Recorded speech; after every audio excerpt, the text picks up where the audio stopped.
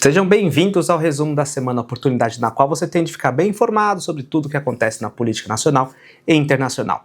Sem muitas delongas, vamos para as notícias que valem a pena de serem revisitadas.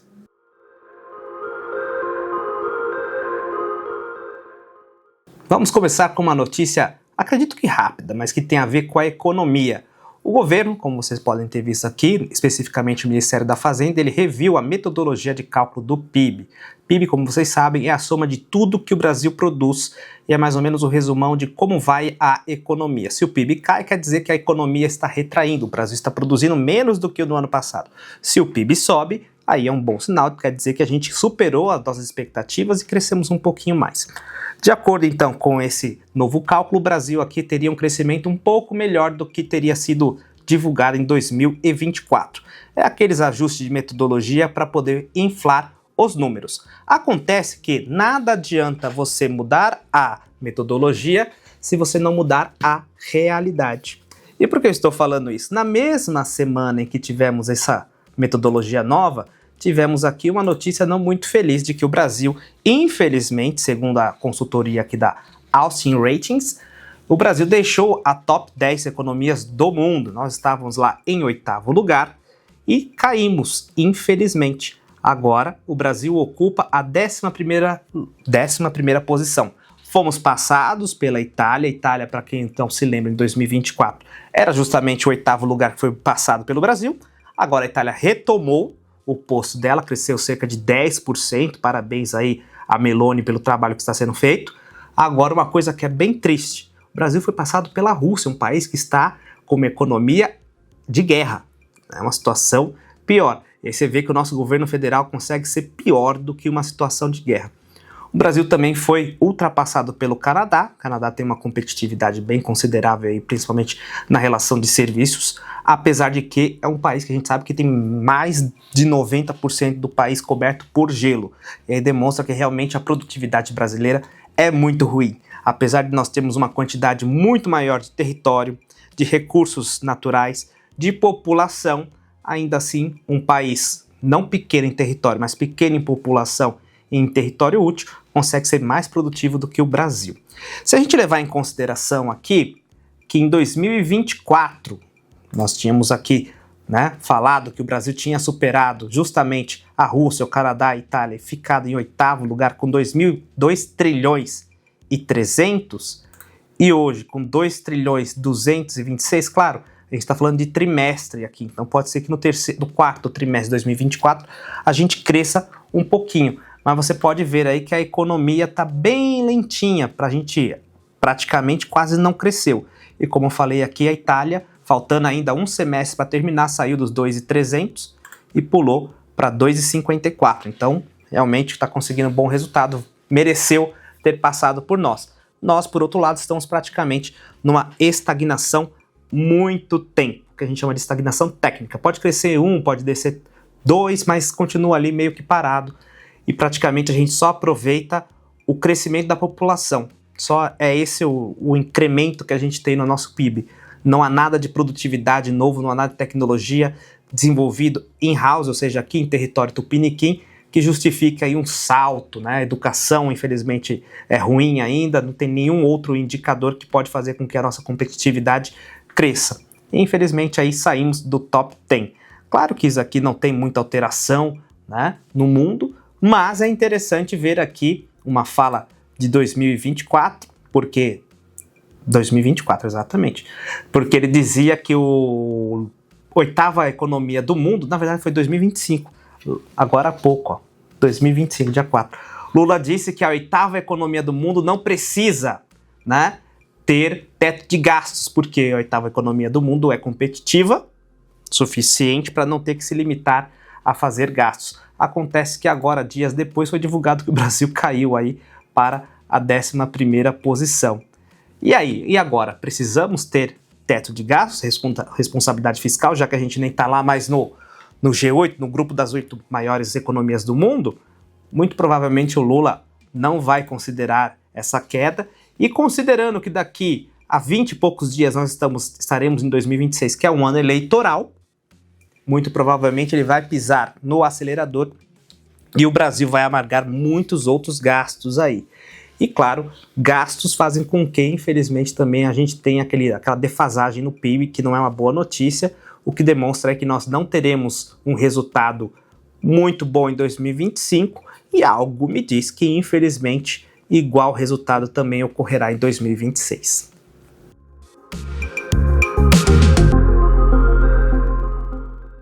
Colocando fim agora a uma outra novela que nós já tínhamos noticiado em outros resumos da semana, no qual existia a possibilidade do governo federal extinguir a obrigatoriedade das autoescolas.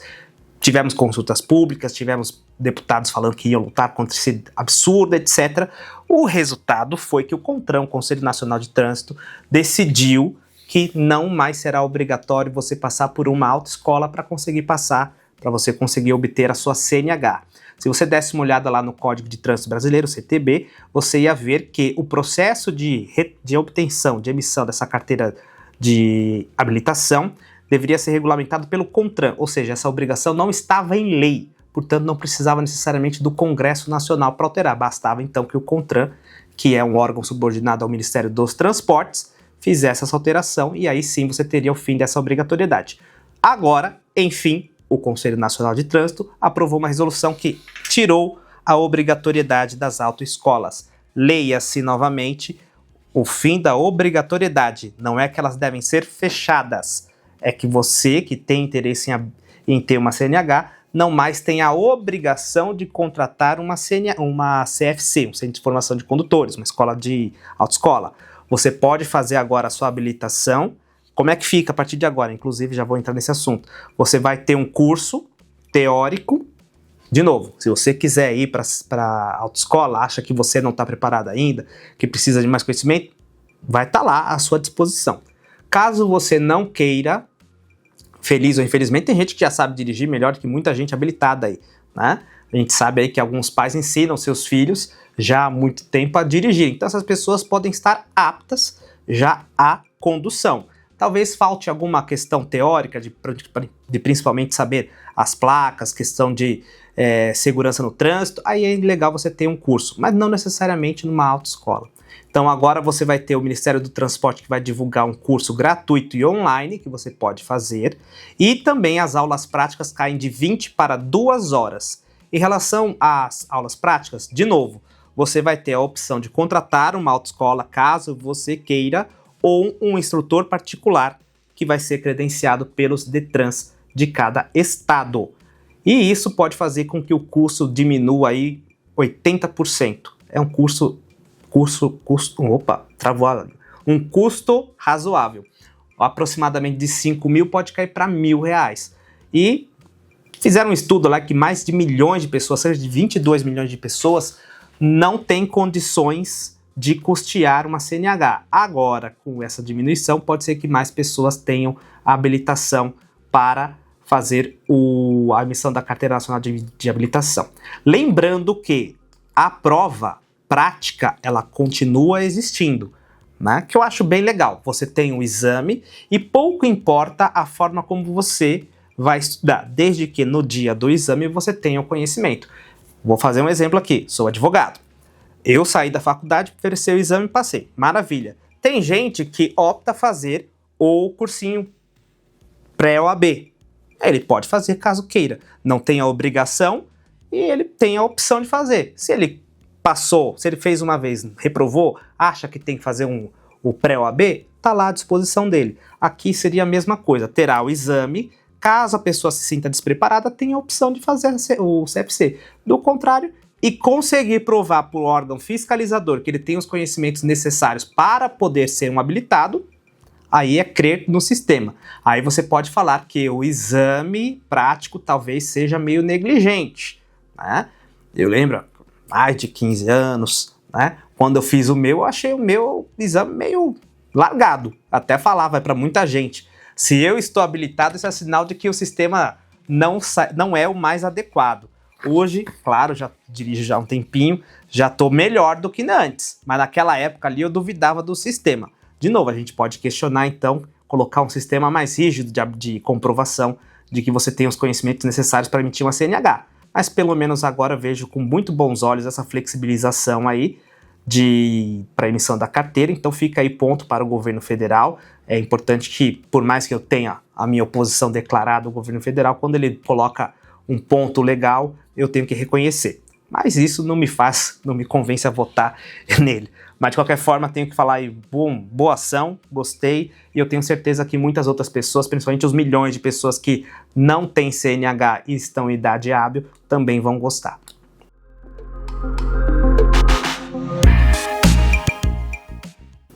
Fazendo menção novamente a uma notícia que já passou aqui pelo canal, vou falar novamente do Jorge Messias. Como vocês se lembram, o Luiz Roberto Barroso pediu para sair de forma antecipada, abrindo uma vaga no STF. E Lula, então, indicou o AGU, Advogado-Geral da União, o Jorge Messias, para essa vaga. Acontece que, no meio do caminho, ele se estranhou com o Alcolumbre lá e muita gente dizia que o Alcolumbre ia fazer um corpo mole para poder fazer a sabatina. Para surpresa de muitas pessoas, o Alcolumbre pisou no acelerador e convocou a sabatina para a semana que vem, para especificamente na próxima quarta-feira, dia 10 de dezembro. No entanto, nessa semana, Alcolumbre decidiu por cancelar a sabatina. Por quê? Para você fazer a indicação de uma pessoa, você é o presidente da República, obviamente, para você fazer a indicação de uma pessoa para preencher essa vaga do Supremo Tribunal Federal, você tem que ter duas coisas especificamente. Tem que publicar no Diário Oficial, olha, vou indicar a pessoa A. E dois, você tem que mandar uma série de documentos para o Senado, formalizando a sua indicação, para que o Senado, então, pegue aquela formalização, aquele pedido especificamente, e faça, então, a sabatina. Marque. O Alcolumbre disse que Lula não encaminhou essa mensagem para o Senado. E aí, visando evitar qualquer tipo de pedido de nulidade da sessão, foi então que o Alcolumbre cancelou essa sabatina. E aí muita gente vai falar, foi uma bela jogada do Lula porque, ao que tudo indicava, a situação não estava muito boa pro Jorge Messias. Tinham algumas estimativas e indicações de que ele teria 50 votos contrários à sua indicação. Ou seja, maioria do Senado ia votar contra. Então, quanto mais tempo ele tivesse para poder fazer o beijamão, passar nos gabinetes, melhor para o governo. O governo chegou a pedir o adiamento, o Alcolumbre disse que não, então aí eu vi como uma boa jogada. Fez com que a sabatina fosse cancelada goela abaixo. Mas, de qualquer maneira, como eu falei, o caldo não estava muito bom para ele, né? Para o Messias. Então, Lula, segundo as informações aqui, já teria um plano B e um plano C. Na verdade, ele só teria um plano B, mas, segundo o antagonista aqui, seriam dois planos reservas e eu vou te explicar por que um deles, para mim, não faz o mínimo sentido. A ideia era de que, então vou falar do plano A, era indicar o Messias, obviamente, ele ser referendado, sabatinado e ratificado pelo Senado Federal. Caso isso não acontecesse, o plano B, segundo o antagonista aqui, era reindicar Messias. Era novamente indicá-lo para que ele tivesse mais prazo para poder passar nos gabinetes e angariar mais votos. Aí não é plano B isso aí, né? O mesmo plano A, você só insistindo. A Constituição não fala se pode reindicar ou não, então na omissão pode. De qualquer maneira aqui, o que mais me deixou surpreso foi o plano C, que esse sim é o verdadeiro plano B. De acordo com integrantes aqui, caso o Messias fosse rejeitado e rejeitado na segunda opção, seria então ministra, hoje ela é ministra do Lula, se eu não me engano, de quê? O que ela é ministra hoje? Ela é senadora, ministra do Planejamento e Orçamento do Brasil, que foi também presidenciável em 2022 pelo MDB. Agora sim você teria a indicação dela, Simone Tebet, para o Supremo Tribunal Federal. A divulgação desse plano aqui, eu não sei dizer quais são as intenções, obviamente, do presidente da República, né? Mas o fato de dizer que tem esse plano C faz com que mais senadores, principalmente do próprio MDB, comecem a votar contra a indicação de Jorge Messias. Por quê? Simone Tebet, como falei, é do MDB. Imagina você, então, senador da República pelo MDB, tendo a oportunidade de indicar uma pessoa que é petista ou uma pessoa que é correligionária sua. Não precisa pensar muito. Eu, se eu fosse senador, considerando que o voto é secreto, votaria contrário petista para que a MDBista viesse, então, a ser indicada. E aí, claro, Lula ganharia aí a simpatia de alguns, porque a Simone Tebet é mulher, e aí você teria, né, o suprimento dessa demanda da sociedade, de alguma parte da sociedade pelo menos, para indicar, se eu não me engano, seria a terceira mulher para o Supremo Tribunal Federal. Foi a Ellen Grace, a Carmen Lúcia, que está lá no Supremo Tribunal Federal, e agora, se eu estiver esquecendo alguma, me perdoe, mas eu acredito que seria a quarta mulher a ocupar aqui a vaga. Como eu disse, divulgar esse plano aqui já me mostra que até o próprio Planalto também não tem muita confiança na indicação e ratificação do nome de Jorge Messias para o Supremo Tribunal Federal. Porém, como eu disse, agora cancelou essa sabatina, vai ser remarcada, só que logo, daqui a pouco tem um recesso parlamentar, que é aquele período em que o Congresso Nacional não funciona, só vota, se não me engano, em fevereiro, então tem muito tempo pela frente aí. Esse assunto da indicação de Jorge Messias muito provavelmente vai ficar para 2026, e aí em 2026, assim o sendo, nós traremos aqui para o canal resgatando o assunto.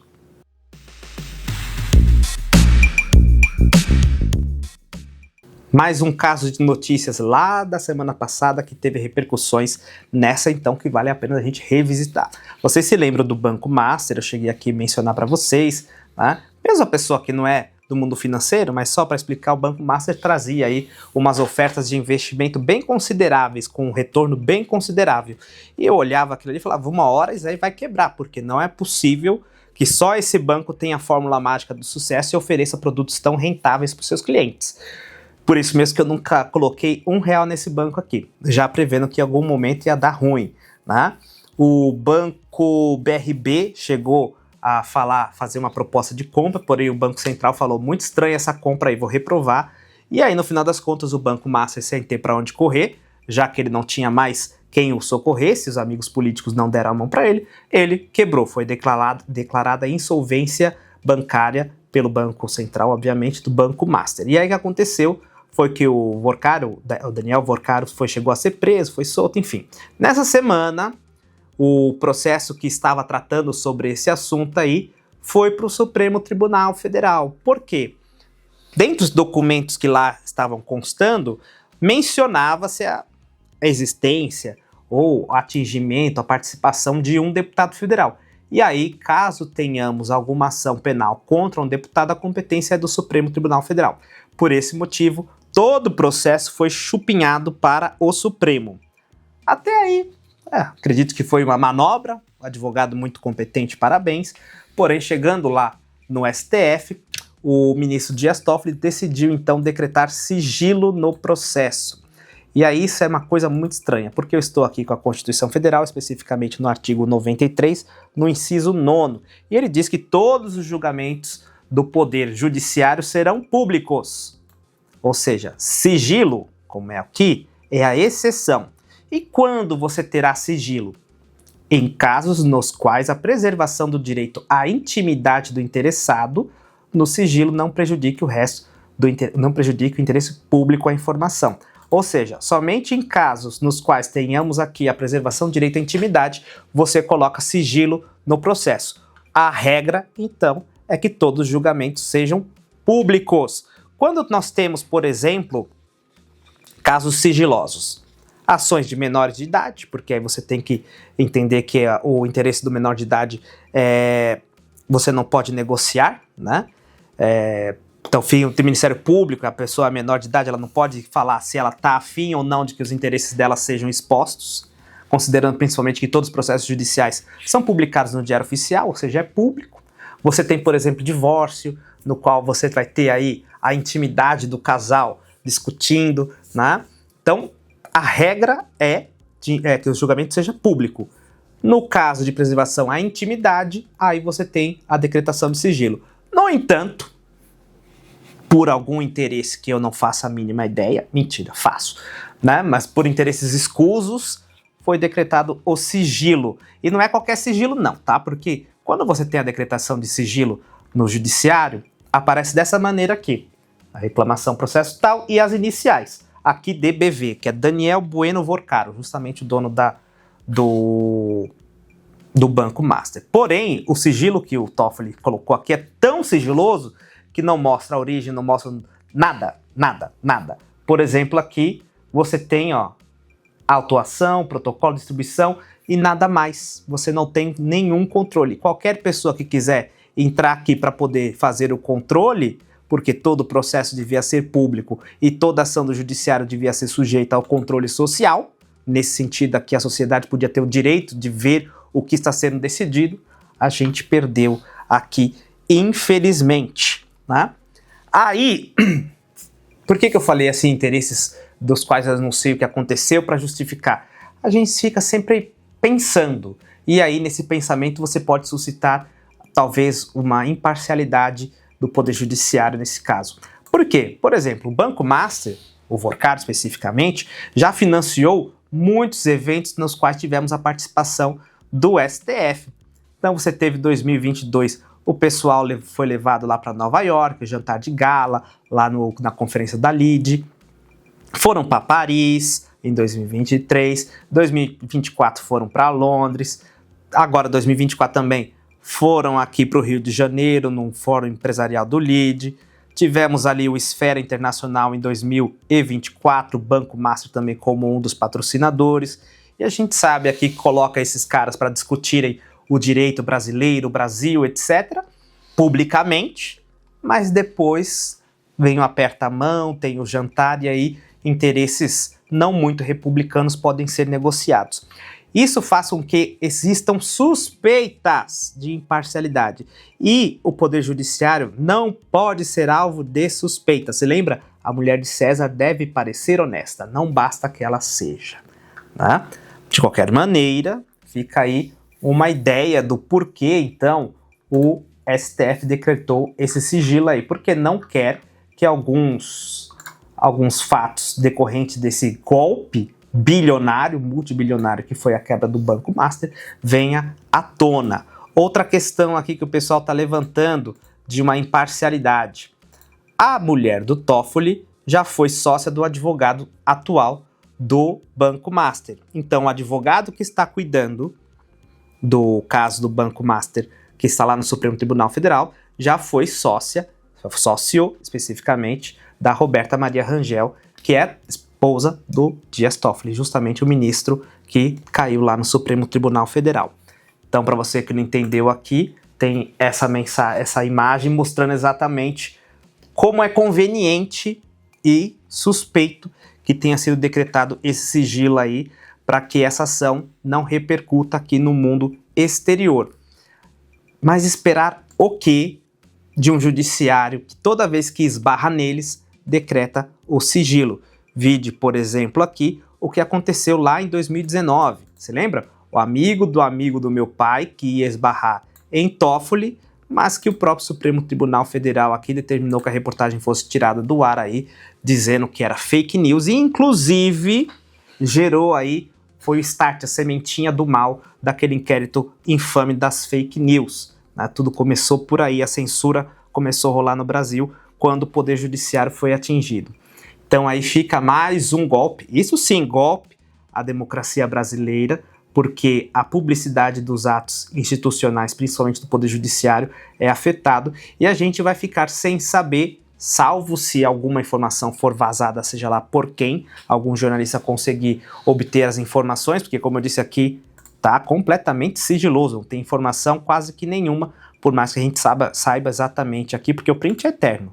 O pessoal já conseguiu tirar o print mostrando que essa reclamação 88121 é justamente a que envolve o Banco Master e o Daniel Bueno Vorcado, dono do Banco Master. Apesar disso daí, daqui para frente, o processo é sigiloso, não vai sair para informação nenhuma e ficamos, infelizmente, olha que loucura, sujeitos a algum herói fazer algum julgamento, porque do contrário esse processo vai morrer no esquecimento e a gente não vai saber aí mais relações espúrias entre o Banco Master, talvez o maior escândalo financeiro que o Brasil já vivenciou, e com certeza a relação dele com os nossos integrantes do Poder Judiciário, Poder Executivo e, por que não, do Legislativo. Mais um escândalo que, infelizmente, vai ser varrido para debaixo do tapete.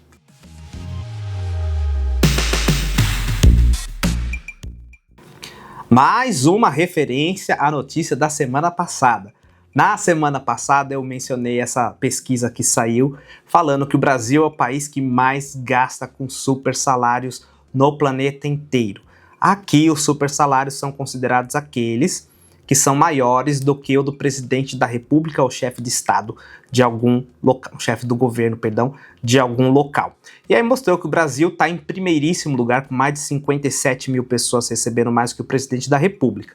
Aí eu expliquei que aqui no Brasil, nosso parâmetro, na verdade, é o ministro do Supremo Tribunal Federal, que é 46 mil, se não me engano, mas que ainda assim é um belo salário, que não ia mudar muito esse daí. Nós estamos na frente, por exemplo, da Argentina, que está com 27 mil, ou seja, quase o dobro, e em terceiro lugar tinha os Estados Unidos com 5 mil, ou seja, estamos no ranking, estamos muito bem colocados. Infelizmente, nesse ranking enfadonho.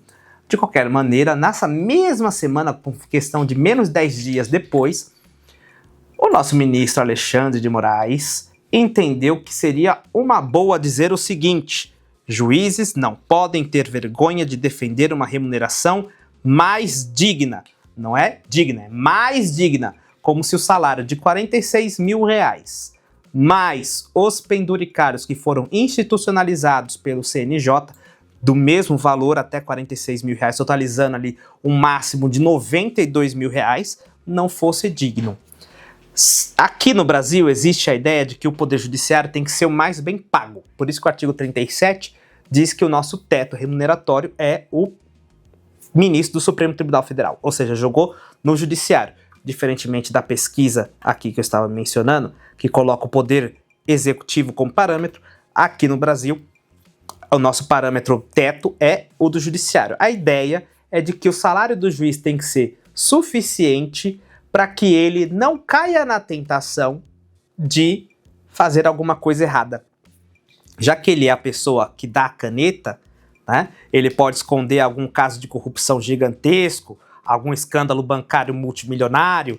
Já que ele cuida com esses casos que são realmente volumosos, a remuneração dele tem que ser o bastante suficiente para que ele não se sinta tentado. Afinal das contas, é um juiz, mas continua sendo um ser humano tal qual todos nós. Para que ele não fique tentado de fazer algum desvio de conduta, o salário dele tem que ser legal. Até aqui acho que todo mundo concorda. A questão é o que é um salário legal? Sinceramente, considerando a realidade brasileira, 30 salários mínimos, que dão mais ou menos esses 46 mil reais, além de legal, chega a ser imoral em alguns casos. Né? Você tem que ter uma remuneração digna, mas você tem que pensar também na dignidade das pessoas que estão pagando esse salário. De qualquer maneira, o Alexandre de Moraes fez esse discurso e foi aplaudido. Isso que mais dá raiva. De qualquer maneira, aqui, ele disse o seguinte: se não tiver a remuneração digna, vamos continuar perdendo magistrados, aqui, vamos continuar perdendo magistrados para consultor da Câmara ou consultor do Senado, porque lá eles podem advogar.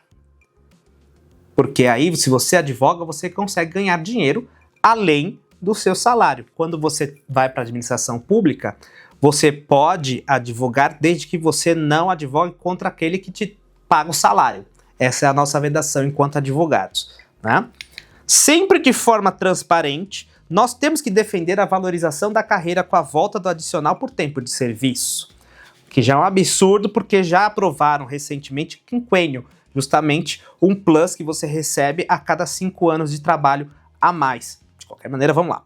Foi um erro isso, não é possível que alguém que ingresse ganhe a mesma coisa que alguém que está há 40 anos, ou os aposentados percam vários benefícios e tenham um decréscimo gigantesco nos seus vencimentos, declarou o ministro. E aí acontece o seguinte: o salário inicial de um juiz já é muito alto. E aí, considerando o teto, que não é teto, mas que ainda assim é considerado como teto, a diferença então entre o start e o fim aqui pode ser relativamente pequeno. E ele está falando, acontece que o salário inicial já é alto. Você quer fazer o quê? Espoliar o povo brasileiro mais e mais? Quer que a gente fique... Em que lugar? Já estamos em primeiro lugar nesse ranking de super salários. Não tem como a gente subir, né? O brasileiro não aguenta mais pagar tanto imposto. Então, claro, de novo, tem que ser digno, mas também não precisa espoliar o brasileiro. Lembrando que nós estamos falando de serviço público. E serviço público, aí vai ser idealismo? Meu, talvez. Mas serviço público é para aquele que tem vocação. Se você só tem uma vocação no mundo, que é ganhar dinheiro, vem para a iniciativa privada, porque aqui desse lado não tem teto de remuneração. Pelo contrário, aqui você vai conseguir ganhar muito mais. Não é à toa que, por exemplo, na semana passada eu trouxe aqui que a esposa do Moraes, o escritório do Moraes, a Viana de Barros, por exemplo, ganhou um bom dinheiro do Banco Master. E diga-se de passagem, muito mais do que o teto remuneratório. Então eu entendo realmente aí que tem essa ideia de se a gente não tiver remuneração digna, vai continuar perdendo magistrado para consultor da Câmara. De novo, se a pessoa está insatisfeita do lado de lá, e, de novo, Poder Judiciário para entrar é uma porrada, é sinal de que você é uma pessoa muito bem qualificada, vem para a iniciativa privada. Tenho certeza que aqui você vai ser muito bem remunerado, né? Vai ficar muito mais feliz se a sua vocação é só ganhar dinheiro. Agora, se a sua vocação é servir, tal qual um servidor público, aí sim você tem a dignidade do Poder Judiciário com um bom salário. Lembrando aí que desses 50 mil pessoas que estão ganhando aqui, a grande maioria é do Poder Judiciário. De qualquer maneira, eu achei interessante aqui a fala do André Marcília dizendo: com tantas funções acumuladas por Moraes, que ele é juiz, acusador, investigador, legislador, no caso do general Heleno é médico, é compreensível que ele ache que juiz ganha pouco e que nosso judiciário é o mais poderoso do mundo. Risadas à parte aqui, porque eu achei engraçada essa fala aí. Eu não aguento mais pagar tanto imposto, tenho certeza que você também não. Então, quando a gente vê uma fala dessa daqui, é no mínimo revoltante.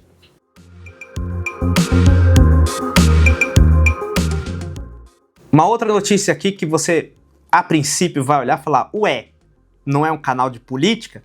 Tá falando de futebol agora? Não, eu não me arrisco no futebol, mas essa notícia tem tudo a ver com o que eu falo sobre o Poder Judiciário. A notícia fala de futebol, obviamente, mas olha aqui, futebol. STF decide que forçar cartão a pedido de apostadores não basta para manipular um evento esportivo. Ou seja, a Suprema Corte Brasileira, a corte maior, que tem que se preocupar com as questões mais intrincadas para a defesa do Estado, da soberania brasileira, decidiu sobre manipulação de evento esportivo. Aí você fala, tem alguma coisa errada. Aí primeiro as pessoas falam, o STF interfere em tudo.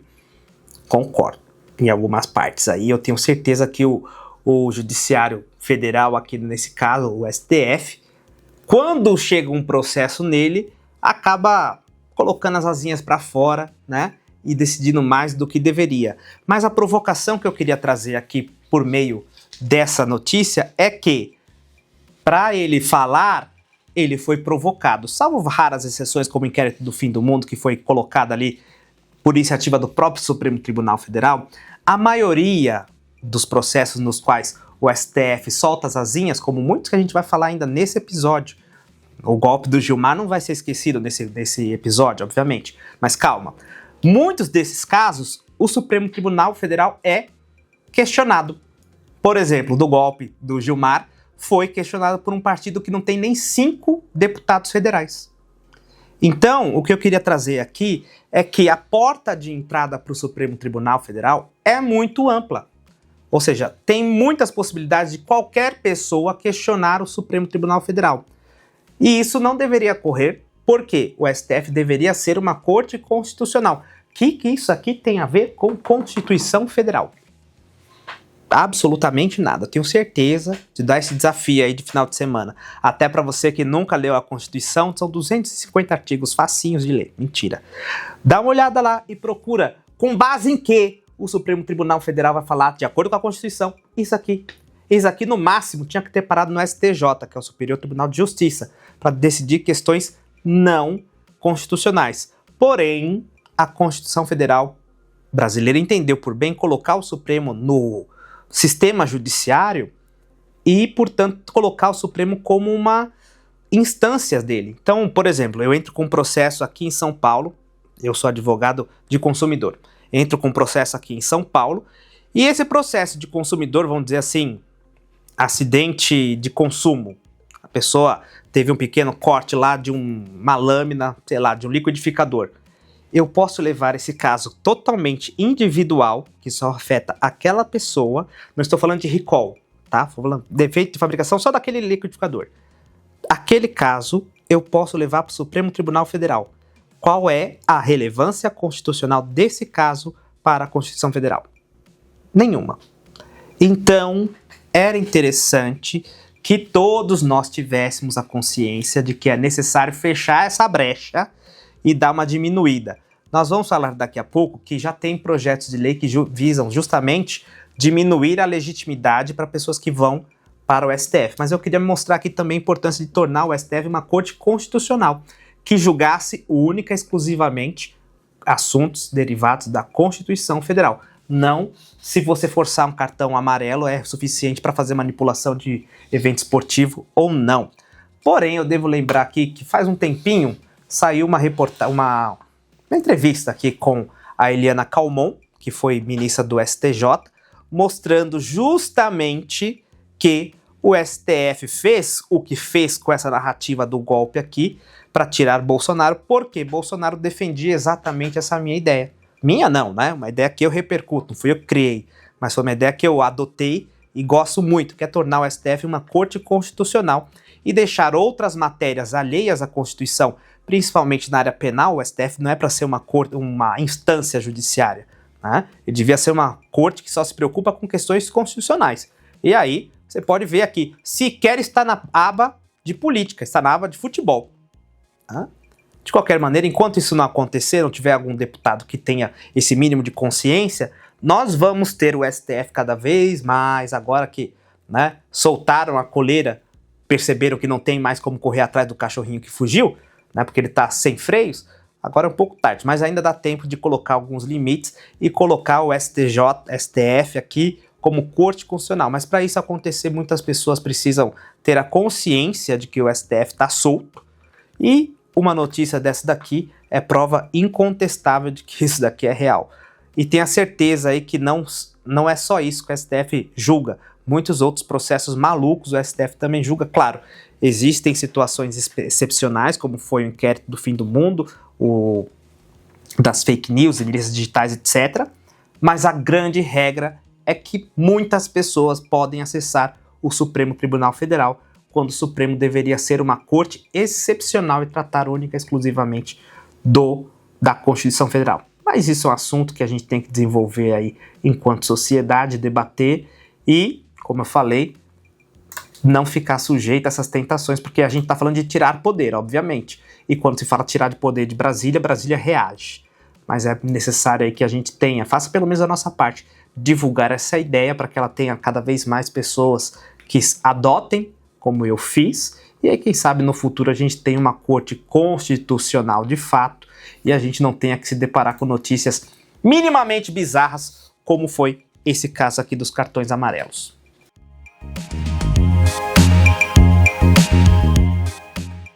Agora vamos para a notícia certamente da semana, a grande notícia da semana, que tem um pouco a ver com o que eu acabei de falar, né? Você lembra que eu falei que muita gente pode acessar o Supremo? Pois é, aqui ó, o Solidariedade, se não me engano, o partido com 5 deputados federais, consegue entrar com uma DPF no Supremo, provocando justamente o Supremo para que ele se pronuncie. E aí, uma vez que eu dou a oportunidade do Supremo se pronunciar, ele pode colocar as asinhas de fora e fazer o que ele quisesse. De qualquer maneira, a Solidariedade, Partido Solidariedade, se não me engano, que é do Paulinho da Força, e a Associação dos Magistrados Brasileiros, a AMB, entraram com ações pedindo que justamente o Supremo Tribunal Federal declarasse inconstitucionais alguns trechos da lei do impeachment.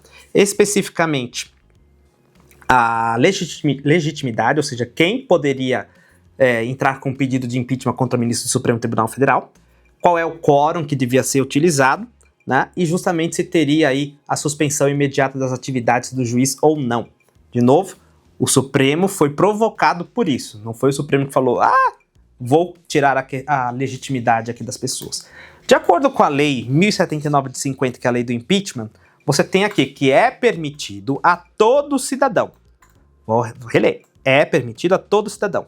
Então, qualquer cidadão, eu, você, qualquer um, inclusive senadores, podem denunciar perante o Senado, ou seja, você vai lá, faz uma petição para o Senado dizendo, olha, o ministro do Supremo Tribunal Federal cometeu um crime de responsabilidade e, consequentemente, deve ser processado e julgado por isso. Então, esse artigo aqui dá a possibilidade de qualquer pessoa do povo, obviamente, fundamentado em alguma questão que está aqui na lei, possa entrar com um pedido de impeachment. Isso tem eco aqui no artigo 14 da lei, que ele fala dos outros. É permitido a qualquer cidadão, ou seja, a mesma coisa, denunciar o presidente da República ou o ministro do Estado.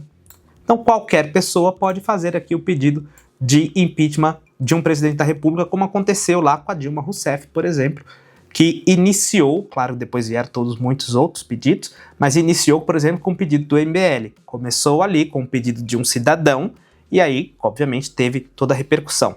Então, tal qual acontecia com os presidentes da República, aconteceriam com os ministros do Supremo Tribunal Federal.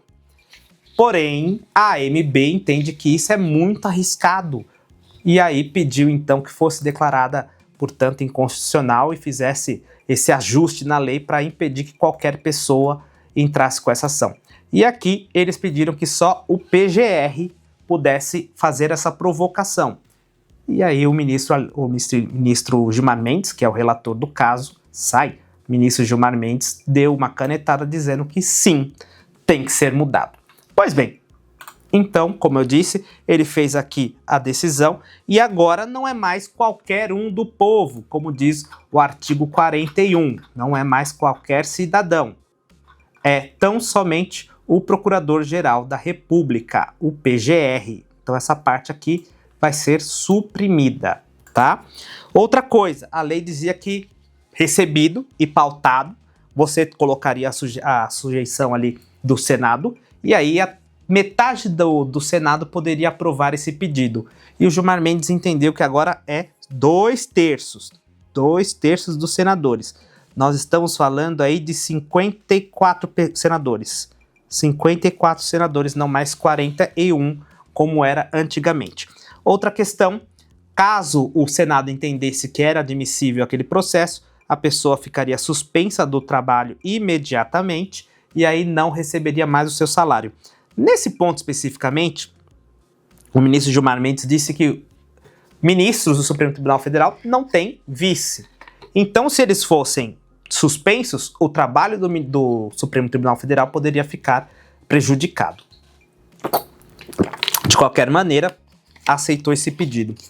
Porém, onde está isso na Constituição? Você lembra que eu falei que o Supremo Tribunal Federal tem que julgar de acordo com a Constituição Federal? Não é tirar da cabeça. Afinal das contas, eles julgam, até lá no final das contas, faz a interpretação conforme a Constituição Federal. Conforme que artigo? Não tem, né? Aqui existe, claramente, como eu falei, a provocação, o Poder Judiciário é provocado, e a partir dessa provocação eles decidem como ele bem entender. Aí está o erro. Vejam, por exemplo, aqui está a decisão. Adianto, desde logo, que, na minha visão, não é para dar opinião, meu amigo, é de acordo com o artigo tal da Constituição Federal, entendeu? Opinião, na minha visão, isso daqui é legislar, é você falar assim, olha, na minha opinião, eu acho que, vamos considerar, por exemplo, aquele julgamento da descriminalização do porte, 40 gramas, vão ser os deputados federais que deveriam falar, eu acho que 40, não, eu acho que 10 gramas. Isso faz parte da atividade legiferante, não do Judiciário, principalmente do Supremo Tribunal Federal. O Supremo Tribunal Federal tem que julgar conforme a Constituição e não na visão dele, tá? O que demonstra aqui que realmente passou dos limites, né? Além de tudo, outra questão que eu devo falar, né? Você colocar somente o PGR, eu não coloquei aqui, mas o PGR hoje, o Paulo Gonet, ele já foi sócio do Gilmar Mendes. Então, assim, na prática, hoje, quem poderia pedir o impeachment do Alexandre Moraes, do Gilmar Mendes? O ex-sócio dele. Vocês acham que isso vai acontecer em alguma hipótese? Eu acredito que não, né? Aqui, ó, inclusive é um livro que eu estava querendo dar uma olhadinha, né? Um livro de direito escrito por Gilmar Mendes e Paulo Gustavo Gonet Branco. O ministro que deu a canetada e justamente o PGR, né? Isso jamais vai acontecer. E, obviamente, isso aqui foi encarado como deveria ter sido encarado. Um golpe institucional, dessa vez vindo do Supremo Tribunal Federal, uma blindagem. Nós tivemos a PEC da blindagem vindo do Congresso Nacional e foi uma gritaria. Aqui também tem que ser, porque na prática você está blindando o Supremo Tribunal Federal. Lembrando que o PGR é justamente indicado pelo presidente da República. E, atualmente, o presidente da República foi aquele que indicou 8 dos 11, não ele especificamente, mas ele tem uma grande responsabilidade nos ministros hoje, mas também tivemos da Dilma Rousseff, que é aliada ao Lula, obviamente. Então, essa ideologia é responsável por 8 dos 11 ministros que lá estão. Você coloca, então, um PGR aliado ao teu entendimento. Você minou, você blindou o Supremo Tribunal Federal. Por quê? Justamente quem tem que fazer a denúncia é do mesmo pensamento daquelas pessoas que têm a maioria. E a gente sabe que a maioria, né, pode justamente aproveitar-se da sua posição de ter mais número e justamente fazer valer à força as suas decisões. Isso aqui foi encarado como um absurdo, um golpe institucional vindo do Supremo Tribunal Federal. Finalmente, um golpe no Supremo, não necessariamente aqueles que eles tentaram dizer pra gente que aconteceu lá. De qualquer maneira, isso aconteceu na quarta e tivemos reações lá do Congresso Nacional. Muita gritaria, teve o Alcolumbre, teve o Rodrigo Pacheco, o Hugo Mota, tivemos aí muitos deputados, especialmente do PL, gritando, mas isso pouco importa. Gritar, eu tô fazendo isso aqui. A diferença é que eu não tenho caneta, não tenho poder decisório. Então, para gritar, não é isso, não é para isso que a gente paga os nossos senadores e deputados federais. A gente quer ações. Então, como toda ação tem a sua reação, na quarta-feira tivemos então a aprovação de um PL que estava lá largado há muito tempo, que limita então, justamente aquilo que eu tinha falado, a janela de acesso para o Supremo Tribunal Federal.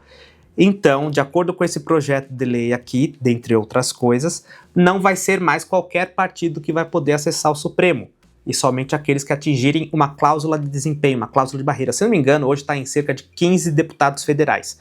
Então, por exemplo, tivesse valendo essa lei, o Solidariedade, que foi o partido que entrou com essa ação aqui, já não poderia ter entrado. Então é justamente para evitar que partidos que não tenham a devida representação popular no Congresso Nacional ganhem no tapetão, né? De qualquer maneira, esse PL aqui foi aprovado na Câmara. Outra indicação também é de limitar as decisões monocráticas. Decisão monocrática é aquela decisão tomada por apenas um ministro. Então vamos dizer que você entra com uma ação questionando a legalidade. Vou usar um exemplo aqui de São Paulo. A legalidade do decreto que parou o mototáxi. Vai chegar para um relator lá, o juiz sorteado. Ele, antes de consultar os pares deles, os outros ministros, o plenário, a turma, etc., ele pode dar uma decisão suspendendo a eficácia daquele decreto. Então, decreto, usei o decreto, mas o decreto foi um péssimo exemplo, porque o decreto foi feito pelo prefeito, uma pessoa só. Mas vamos considerar que fosse uma lei que foi aprovada no Congresso Nacional por ampla maioria dos 513 deputados federais, por mais de metade dos 81 senadores, ou seja, foi feito por um órgão colegiado. Aí uma pessoa, numa canetada, vai lá e suspende, né? Flávio Dino, eu lembro que na sabatina dele, disse que aquilo que foi feito colegiado deveria então ser suspenso de forma colegiada. Mas agora ele é ministro, ele tem a caneta, ele não precisa cumprir nada do que ele falou. Mas de qualquer maneira eu lembro disso. O Congresso então entendeu que deve ser assim também. Para você ter essa decisão, você tem que referendar para o plenário, porque antigamente o ministro dava uma liminar, pedia a vista do processo e nunca mais pegava aquele processo. Por exemplo, o que aconteceu com o auxílio moradia. Se não me engano, foi até o ministro Fux que deu uma canetada lá falando da legalidade do auxílio moradia e aquele processo nunca mais foi colocado na pauta. Ficou ali muito tempo. Então, na prática, ele legislou, ele canetou ali e decidiu do jeito que ele queria, sem consultar os pares dele. Agora, de acordo com esse projeto de lei que foi aprovado aqui, lá na CCJ da Câmara dos Deputados, não mais vai poder acontecer isso, tem que colocar uma decisão à análise do plenário. Apesar de que, como falei, você tendo uma maioria de 8 em 11, pouco importa aí, tanto é que, já falando do que vai acontecer aqui no futuro. Saiu hoje na CNN dizendo que, muito provavelmente, a liminar dada por Alexandre de Moraes, Gilmar Mendes, vai ser confirmada lá no plenário, ou seja, os demais ministros vão sim acatar essa decisão, que é um completo absurdo. Pois bem, além das repercussões lá do Congresso Nacional, eu trouxe aqui também a fala do Flávio Dino, novamente Flávio Dino, dizendo que a decisão sobre impeachment no STF veio porque há 81 pedidos de impeachment, e isso nunca aconteceu. Então você tem uma grande quantidade de pedidos de impeachment, e aí os alvos desses pedidos falam, não, isso jamais aconteceu, a gente tem que fechar essa torneira. Dois absurdos aqui. Será que isso nunca aconteceu porque nunca tivemos um Supremo Tribunal Federal de tão baixa qualidade, tão ativista quanto é o Supremo Tribunal Federal nos dias de hoje? Jamais, né? Jamais vão poder questionar o entendimento do Supremo. Isso jamais vai acontecer. Isso é porque estão abusando do direito de fazer o impeachment e por isso vamos proibir. Essa é a lógica. E outra coisa, imagine, por exemplo, um exemplo que eu vi no Twitter, achei interessante, que bancos e empresas de telefonia recebem muito processo. Será que elas são ruins e aí ficam alvo, portanto, de serem alvos de processos judiciais? Ou é porque o brasileiro está abusando do direito de se defender dessas grandes empresas? É o mesmo pensamento aqui. Se existe 81 pedidos, e principalmente contra um ministro que todo mundo sabe qual é, isso é um indício de que esse ministro está pisando fora da linha. Como a gente vem aqui repercutindo há muito tempo, dizendo justamente que há abusos. Tanto é que tivemos repercussões internacionais que vamos falar delas daqui a pouquinho, a Magnitsky, né? Mas que já chegou até uma potência estrangeira a dizer, vocês estão abusando aí. Né? Mas o Flávio Dino acha que existe o abuso do poder aqui no caso, então a decisão seria considerável. Apesar de que, novamente, é proibido um ministro, um juiz, um desembargador falar sobre um caso que ele está pendente de julgamento. Inclusive, em alguns casos, pode até estar pedido de impeachment. Mas um amigo meu diz, Danilo, você fica ligando muito para isso, para lei, para Constituição. Hoje ninguém mais liga. Então, sigamos. Outra coisa. Liminar Gilmar Mendes sobre impeachment de ministro supremo desarma golpe parlamentar gestado para 2027. Golpe parlamentar. Nós sabemos, aí eu já falei aqui algumas oportunidades, que o Supremo Tribunal Federal é o cachorrinho que você soltou e ele está correndo por aí e você não consegue mais pegar de volta. Tanto é que tivemos muitos editoriais, principalmente nessa semana, pedindo a autocontenção do Poder Judiciário, que o Judiciário devia voltar à normalidade institucional, etc, etc. E todo mundo sabe que o único meio de se barrar esses abusos vindos do Supremo Tribunal Federal de forma constitucional é por meio do pedido de impeachment vindo lá do Senado. Então, muitos já viram que no ano que vem, 2026, diferentemente do que acontece nas eleições anteriores, a eleição para Senado vai receber muita atenção. Por quê? Vai se trocar 2/3 dos senadores. 2/3 é uma ótima maioria, inclusive para pedir impeachment, para aprovar o impeachment nas novas regras do ministro Gilmar Mendes. E se você consegue, portanto, uma grande maioria no Senado, você pode, por exemplo, eleger um presidente do Senado que esteja comprometido a pautar esses pedidos e, consequentemente, levar adiante. Tudo isso aqui de acordo com a Constituição Federal. Mas, de acordo com a Andréa Sadi, era um golpe parlamentar gestado para 2027. Por que para 2027? Porque mesmo que fique dessa maneira aí, que os ministros, deputados federais, e senadores não consigam reverter isso por meio de uma PEC, como já existe aí uma PEC que quer voltar a colocar na Constituição Federal que qualquer cidadão pode pedir o pedido de impeachment de um ministro, mesmo assim, se isso não prosseguir, sendo competência do PGR, em 2027 acaba o mandato do Paulo Branco Gonet. Então pode ser que em 2027 teríamos a oportunidade de pautar um pedido de impeachment para o ministro do Supremo. E aí tudo isso aqui foi entendido como um golpe parlamentar gestado para 2027. Não é a vontade do povo não, tá? Lembrando que se a maioria do povo colocar uma maioria de um entendimento no Supremo Tribunal, no Congresso Nacional, é a maioria que está dando um golpe parlamentar. Infelizmente, eu ouso discordar de forma respeitosa da Andréa Sadi e digo, o verdadeiro golpe aconteceu foi nessa quarta-feira e foi justamente essa liminar do Gilmar Mendes. Mas, como eu sempre digo, isso daqui ocasionou vários pedidos de propostas de lei lá do Congresso Nacional, muito provavelmente vão ser discutidas talvez no ano que vem. O recesso está logo aí, né? Quando a temperatura baixar, quem sabe tenhamos uma proposta de lei que reverta esse assunto. Pode ser que o ministro Gilmar Mendes lá na frente declare essa PEC inconstitucional, sim, isso é possível, principalmente com base no artigo 50 da Constituição, que fala das cláusulas pétreas. Enfim, muitos assuntos que vão ser gestados para o próximo ano, e aí nascer esse filho em 2027, 26, a gente traz o assunto de volta aqui para vocês nos próximos e futuros resumos da semana.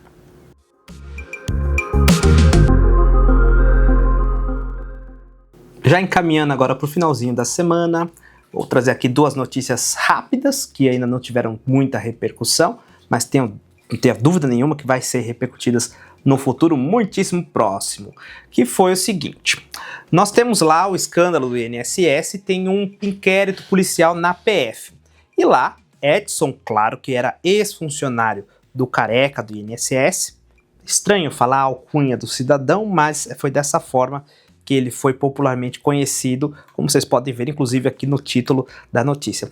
Esse ex-funcionário do Careca do INSS, que é o Edson Claro, disse que o Careca do INSS pagava uma mesada para um cidadão cujo nome é Fábio Luiz Lula da Silva, mais conhecido como Lulinha, filho do presidente da República, Luiz Inácio Lula da Silva.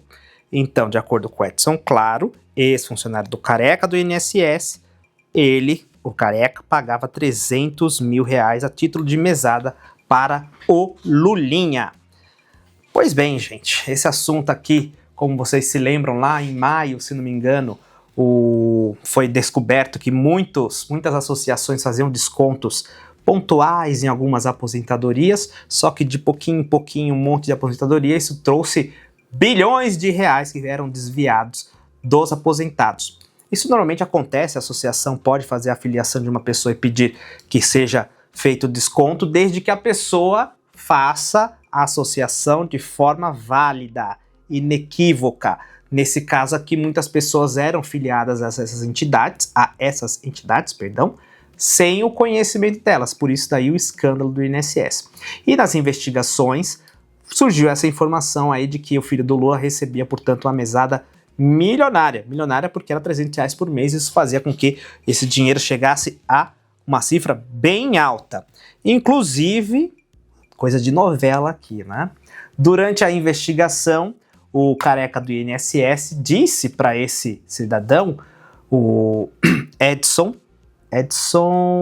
Claro, que foi justamente a testemunha, dizendo o seguinte: vou meter uma bala na sua cabeça se você não me entregar os aparelhos e abrir a boca. Ou seja, o ex-funcionário do Antônio Carlos, que é o Careca do INSS, tinha consigo alguns celulares, notebooks e tablets, e o Antônio Carlos Camilo Antunes, o Careca do INSS, entendia que ali, por ele ser uma testemunha que foi convocada pela Polícia Federal, poderia ser alvo de uma busca e apreensão, e nesses aparelhos ter alguma informação que fosse comprometedora. Aí, então, o Careca do INSS disse: ou você me encaminha esses aparelhos, me entrega para eu dar um jeito de eliminá-los, ou você vai ficar, então, no final, com um presente alojado na sua cabeça. Dito isso, essa informação que veio lá da Polícia Federal, a CPMI começou, então, porque na quarta-feira, quando aconteceu essa notícia, na verdade foi ontem, quinta-feira, quando essa notícia aconteceu, tivemos justamente a última sessão da CPMI do INSS neste ano. Então, pegou os deputados e senadores ali, meio que surpresa, e falaram: vamos fazer um requerimento agora. E fizeram então uma convocação para que Lulinha também aparecesse lá. Porém, por 12 a 19 votos contrários, 12 a favor e 19 contrários. Essa convocação foi meio que natimorta, já nasceu naquela sessão e já morreu. Então nós não teremos a convocação, pelo menos nesse momento aqui do Lulinha, para poder explicar por que recebia 300 mil reais mensais aí do careca do INSS, né? Afinal das contas, se lembra? A mulher de César não precisa ser honesta, ela deve parecer ser honesta. E lembrando aqui que em julho, na verdade, o filho do Lula, Lulinha, se mudou para a Espanha e aqui o que aconteceu foi que o Palácio do Planalto encaminhou alguns emissários para os integrantes da CPMI para que eles evitassem uma perseguição ao filho do Lula, como vocês podem ver aqui na notícia que veio do Poder 360, que, se não me engano, foi o primeiro que falou sobre esse assunto. Aqui existe a menção de que muita gente entendeu o seguinte, o alvo não era o Frei Chico, que você lembra quando começou a CPMI, que muita gente dizia que a CPMI tinha que focar no Frei Chico, irmão do Lula, e que agora está falando do filho do Lula? Qual é a relação? Então, muitas pessoas acreditam que, sendo a Polícia Federal, o Palácio do Planalto já sabia que isso poderia acontecer, ser divulgado em algum momento, e aí, consequentemente, o filho do Lula fosse alvo de alguma perseguição. Perseguição, leia, pedido de investigação. Parece que, então, esses emissários foram bem-sucedidos, porque justamente ontem a CPMI rejeitou a convocação do Lulinha. Mas é muito estranha aí essa ligação entre o lobista do INSS e o filho do presidente da República. Lembrando que a gente não tem nenhum inocente aqui, né? As pessoas se juntam aqueles que estão na órbita do presidente da República, a esposa, é filha, é parente, justamente para negociar aí alguma abertura, algum trânsito, alguma influência, né? Então agora a única coisa que nos resta é justamente esperar que a Polícia Federal, que por mais que seja submetida ali à ordem do governo federal, seja imparcial o suficiente para justamente esclarecer aqui se isso daqui é só uma mera coincidência ou se é realmente uma mesada espúria. Lembrando que, de acordo com a informação aqui, o careca do INSS era sócio do Lulinha em uma empresa de exploração de cannabis medicinal aqui do Brasil. Então pode ser que fosse só um repasse de dividendos. Mas tudo isso tem que ser objeto de investigação. E, infelizmente, a nossa CPMI optou em não fazer a investigação no foro adequado, que era a CPMI. Apesar disso, tivemos repercussão também. O deputado Evair de Mello, que se não me engano é do Espírito Santo, pediu aí um pedido de cooperação, que linda a minha fala, mas fez o pedido de cooperação internacional, pedindo que a Espanha então extraditasse o filho do Lula por uma suspeita de fraude no INSS. E aí eu devo lembrar que a Espanha já tem alguns pedidos ali de extradição de gente que foi condenada com trânsito julgado e o processo não está muito fluindo. Então, nesse caso aqui, que é uma suspeita de fraude, aí vai falar, suspeita de fuga. O cara já saiu, em julho já saiu. E de acordo com a investigação ali, podia ser que ele já estava prevendo o que ia acontecer, já deu, fuga. Brasil sempre consegue nos surpreender com muitas informações, infelizmente, nada felizes aí, seja tá no ranking de maior pagador de salários internacionais, super salários, seja por ter escândalo em tudo quanto que é lugar, né? Mas você vê aí que a família Lula da Silva tem o Frei Chico, que tá lá na associação, uma das que mais recebeu dinheiro indevido do INSS, agora o filho do Lula, realmente. É difícil imaginar a inocência aí da pessoa central dessa família, né, que nunca, veja o que aconteceu no mandato 1, no mandato 2, nunca sabia de nada o que acontecia.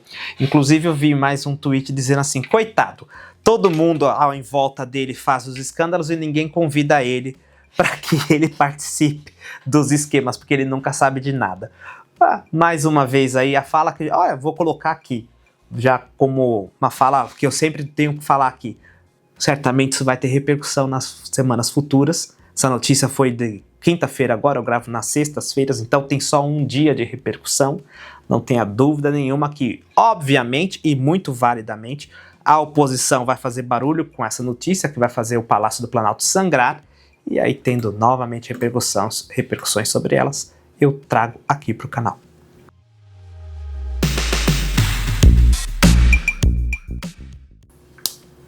A última notícia, rapidinha, mas que a gente não poderia deixar de passar em branco. Deixá-la passar em branco. Olha que coisa estranha. Vocês sabem os irmãos Batista, né? Os grandes empresários, os grandes campeões do governo Lula, né? Os donos da JBS, do PicPay e de outras empresas aí. Além de empresários de sucesso, agora eles também estão arriscando aí, aparentemente, na diplomacia internacional. Isso porque o Joesley Batista, um dos irmãos, foi à Venezuela pedir a renúncia de Maduro. Olha que loucura. Vocês sabem aí que o Donald Trump tá colocando pressão em Maduro para que ele renuncie. Aí já fizeram negociação, o Maduro disse que sai se tiver anistia ampla, geral e restrita de seus atos, né? Existe uma pressão de mudança de regime na Venezuela. E aí, estranhamente, um empresário aqui do Brasil, um dos grandes campeões nacionais, foi encaminhado para a Venezuela para fazer esse meio de campo, melhor dizendo. Tá? Apesar disso, o Palácio do Planalto disse que não tem nada a ver com isso e que isso tudo foi iniciativa própria do bilionário. Né? De qualquer maneira, estão vendo aí que... Se lembra lá que o Donald Trump está acabando com as tarifas no Brasil, né? Inclusive, nessa semana também declarou que avalia revogar a Lei Magnitsky contra o Alexandre de Moraes e a Viviane Barsi. Muito se diz aí que dentre as condições não declaradas, porque aqui você tem as terras raras, o fim da censura contra as big techs e o combate ao crime organizado como condições que estão à luz, né? Estão sobre a mesa. Mas dizem que, além dessas condições, o presidente da República também se comprometeria a fazer, então, uma transição pacífica na Venezuela. E aí, obviamente, isso aqui não pode ser uma condição que está à luz de todos. Isso aí acontece nos bastidores. E aí entende-se que, então, ele seria um emissário do governo federal para que, então, essa transição pudesse acontecer de uma forma pacífica e menos traumática possível. Que loucura, né, gente? Que loucura. Essa realmente é uma notícia bizarra, que aí você tem o dono de uma empresa saindo do nosso país para ir negociar a renúncia de um outro chefe de governo, ilegítimo, eu sei disso, né? Mas o que não tira aí a bizarrice. De qualquer maneira que, no final das contas, mostra que aquela sanção que recaiu contra Alexandre de Moraes por conta da violação de direitos humanos cometidos por ele, principalmente em relação à liberdade de expressão, pode ser revogado. E aí, tem dois questionamentos que eu falo aqui, questionamentos não, mas assertivas que eu acho válido que a gente questione, que a gente mencione aqui. Primeiro, salvação do Brasil não vai vir de nenhum outro lugar senão daqui próprio, né? Os Estados Unidos têm os interesses deles próprios e salvar o Brasil não está na agenda de Donald Trump, ok? Exceto se isso aí trouxer algum proveito para ele, obviamente. Mas no final das contas a gente tem que lembrar que ele é chefe de governo, chefe de Estado dos Estados Unidos. Os problemas brasileiros, infelizmente, têm de ser resolvidos por nós mesmos, sem pensar aí que vai vir um salvador da pátria que sequer é de nossa pátria. Outro assunto, revogar a Lei Magnitsky. Eu confesso para vocês que lá no julho, agosto, quando tudo isso aí começou a ser cogitado, eu imaginei que essa lei Magnitsky ia colocar um terror no nosso país, o sistema bancário ia ficar por um triz, mas no final das contas não aconteceu absolutamente nada, a normalidade está imperando. Ah, o Alexandre de Moraes perdeu um cartão de crédito. Ó, quanto empecilho, né? Então, sejamos bem claros aqui, essa revogação que só fez ele perder um cartão de crédito e o escritório da Viviane Barsi sair do ar em algumas oportunidades, não causou absolutamente nada. Lembrando então, de novo, que qualquer solução mágica que a gente quiser para os problemas brasileiros, principalmente essa ditadura escancarada do Poder Judiciário, que a gente já vem falando aqui em diversas oportunidades, devem sim ser resolvidos por nós brasileiros, principalmente considerando que ano que vem nós temos eleições e teremos, portanto, a oportunidade de mudar tudo isso aí, tá ok? Que tudo isso aí que tá por aí.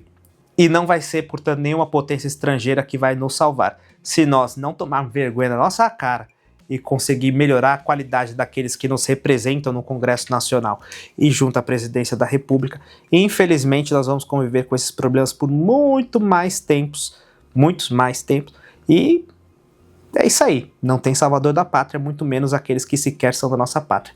Mas como eu disse, interessante aí, uma pessoa que não tinha relação nenhuma, muito aleatória essa notícia, mas que eu achei que era interessante da gente trazer para repercutir aqui no resumo da semana.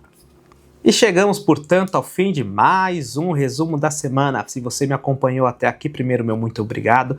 Isso é um sinal de que você gostou desse vídeo. Tendo gostado desse vídeo, clica no like, isso é uma boa métrica para a gente que produz conteúdo, para a gente saber se a gente está no caminho certo ou não. Também compartilhe esse vídeo no grupo da família, no grupo do trabalho, é muito importante que mais e mais pessoas tenham acesso a boa informação. E eu já tô pedindo mesmo, já tô quase ficando sem voz, se eu já tô pedindo mesmo, clica também em se inscrever e ativa o sininho, assim toda vez que eu trouxer um vídeo novo, o YouTube vai te notificar e você vai ficar por dentro de tudo que acontece na política nacional e internacional. Por esse vídeo é só, um grande abraço, tchau, tchau.